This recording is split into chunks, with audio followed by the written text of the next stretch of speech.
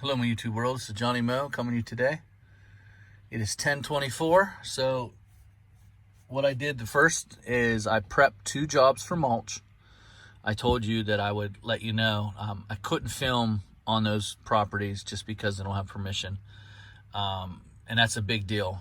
So you have to have permission to film on people's properties. If they show up in a video, you can get in trouble. So I am now going to start my mowing list. This is everyone wanted to see my weedy lawns, and I don't have very many, but this is definitely one of them.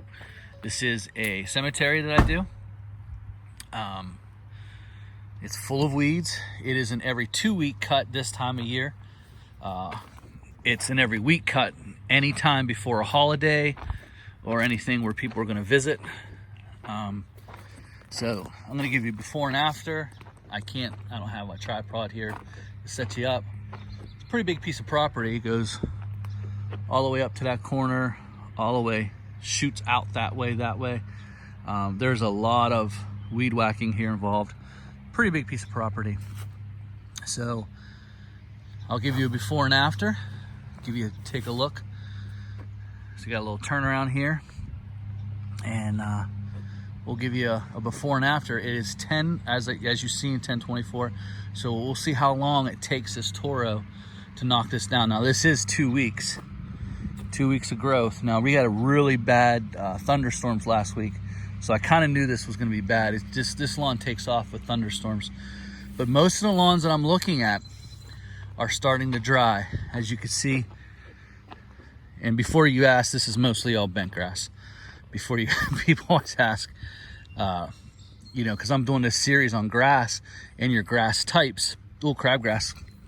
We got crabgrass coming. You know what that means. That means this place is going to get ugly.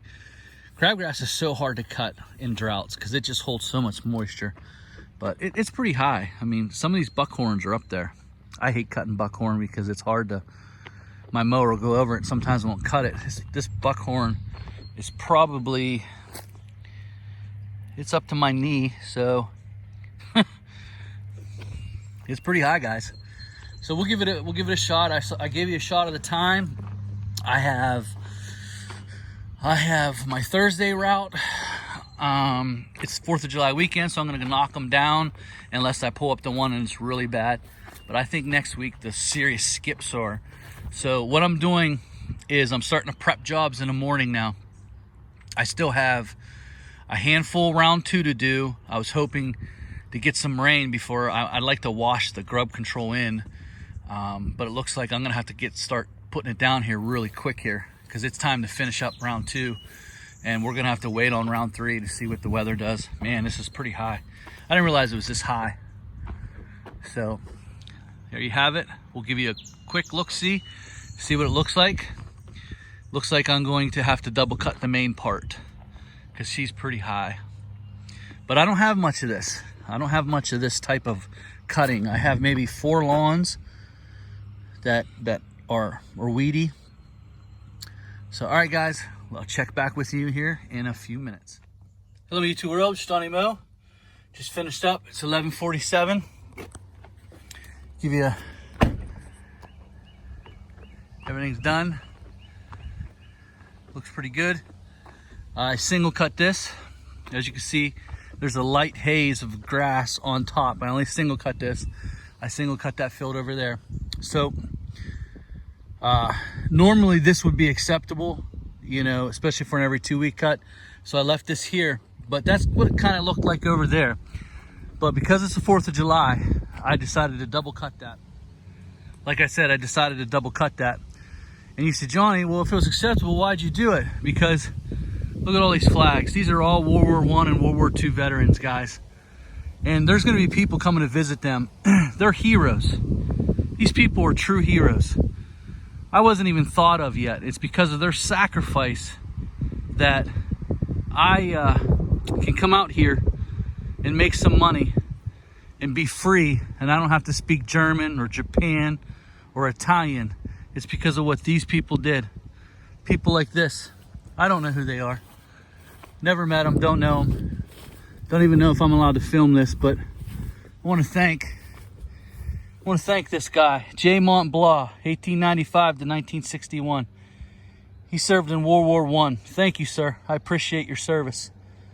Because of what you did, we're free today. Thank you, David, Victor, World War II veteran. Thank you, sir. Look at this. Now, people can come here and they can pay their respects to their loved ones, and they don't have to leave here frustrated because some guy didn't care enough on the 4th of July to double cut and lose a little bit of money, take a little bit of extra time. And I want to salute everyone in here whose flag is flying high and just say thank you for your service. So guys, that's my time. I took a little extra time today. The property's probably close to 2 acres, close to it. Oh, look at this. Must have rounded the corner. We can't have this. We got to pull this out. Take your time, do some extra stuff. I did not double cut this part here. So you got a little bit of a haze, but I did double cut that over there. So overall, it looks really good. But around the stones, I made sure that everything looks good for everyone who's coming in here to visit over the weekend, for their loved ones, to honor them. And guys, that's my time. I'll probably show you something a little bit later, but as of right now, I'm out of here. Hello, my YouTube world. Johnny Mow coming to you today. We're on property number 2. This grass here is an interesting grass. So you have some Kentucky blue. The front is Kentucky blue, but you can see what's evading it. There will be no more Kentucky blue at some point. This grass is what they call zoysia grass. It's not generally from the Northeast. Someone brought it up here and thought it was going to be a great grass, but it is a terrible grass. So it is going to absolutely take over. This is a fertilized lawn. It does look good. Zoysia does well in the summer months here, but it is the first to go brown, the last to go green. So as you can see, I mean, it gets hot enough, it'll hurt it. That is bent grass in the back. This property is probably about 65,000 square feet, 66,000. It's about an acre and a half. This is about an acre and a half property. A lot of property here. So I'm gonna get started. I'll give you a before and after. As you can see, it's starting to fall over because of the heat. There is some bent grass in here, but the majority of it, so you can see some of the zoysia is starting to fall over because it's being cut at such a high. I cut this at 3 3/4. A little bit of Kentucky blue, little patches here and there. It seems like the majority of the Kentucky blue is from this stripe up and over, but you can see where the zoysia is working its way through. Eventually it'll push all the Kentucky blue out and the zoysia will be gone. The Kentucky blue will be gone, so you'll be stuck with a full zoysia lawn. Not a fan of zoysia. It doesn't do very well up here. As you can see, it still gets a little bit of lime color, but overall it is a pretty green lawn. Doesn't stripe the greatest, but we're gonna see. We'll see after this one. We'll see how well it stripes. Here's the finished product. Striped okay. Single cut. Just a big property. Just takes a while. Looks pretty good. So this is this front here is Kentucky blue rye, zoysia and bent. That's crazy. From here over is all zoysia and some bent grass mixed. That back is all zoysia. This back is the mix of bent grass and zoysia. So here we go. All right, guys, that's my time. Just wanted to show you an after product of it. Nice single cut really well. Zoysia, I don't have any trouble with zoysia. Even when it's really high, it seems to cut well. So, all right, guys, a little patch of coarse fescue right there. A little coarse. All right, guys, this is Johnny Mow coming to you at the end of the day. I got one more property to do. We just finished this up. There's some stripes. It's a bigger property. I'm wiped out today, guys. I edged out 2 properties, pruned a couple bushes, finished this up. I got one more to do and I'm done. I believe it's 3 o'clock. Should take me about an hour to do this last property. So we did this property here. This is probably pretty 2 acres, but that back there is like a brush hog, and I do that every 3 weeks. So, so it goes from there all the way back to the woods. So every 3 weeks I'll do that. But I charge quite a bit for that because that grass gets real thick and high back there. So this is the back lawn. So just, again, showing you what I'm dealing with. This is a majority of a bent grass with some coarse fescue. This lawn is completely bent grass, just about. There's a little bit of rye and Kentucky blue mixed in from that corner down, but as you further go down, you can see it's all bent grass. So this is what you're dealing with. Not too many people on YouTube, or they don't even show this type of lawns. So you have to come up with a program to, and I mean, to strip all this out, this would be major money. There's just no way to do it. This is huge. This backyard's huge. So that's my time, guys. Just want to take you part of my day, show you some of the stuff I do. My properties aren't all this big, but you know, on Thursdays, my properties average probably about an acre, I would say. This one here's 2. I did probably a cemetery 2.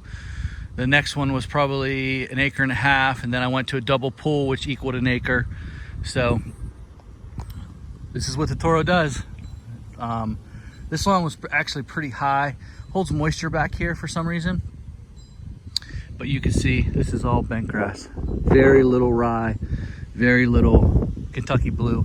And this is the reason why Kentucky blue and rye can't make it around here, is because right around probably about June 19th, June 20th, once summer comes and that sun starts blaring, it just tears out the Kentucky blue. And then you can see what's moving. You can see it just moving. It's gonna take all this. This is all rye grass. I mean, this is all bent grass right here. So the Toro's doing good. It's doing a very good job of lifting and cutting, whereas the Ferris deck, ICD deck, would actually push this down with those blades. The short tail blades would just push this down, and then what would happen, it would start rising back up, look like you didn't even cut it. So the Toro is definitely a superior suction deck for sure, but it really does struggle when you start brush hogging with it. It did struggle back there, especially with that turbo force piece that I keep talking about. That little piece it's silly. It's just silly. I don't know why Toro has it in there, but the ICD deck would have definitely did a better job back there. That was probably 2 foot high, and I chopped it down to 3 3/4, and that's what I cut this at, 3 3/4. This bent grass cannot take 4 inches. It won't cut it at 4 inches. It allows too much air in the deck, and it just floats right down. So guys, that's my time. Hope you enjoyed the day. Hope you're enjoying your day. It's keeping color really well though. I mean, I'm really impressed with the color. Looks good. Front lawn looks really good. So that's my time, guys. You guys have a good day.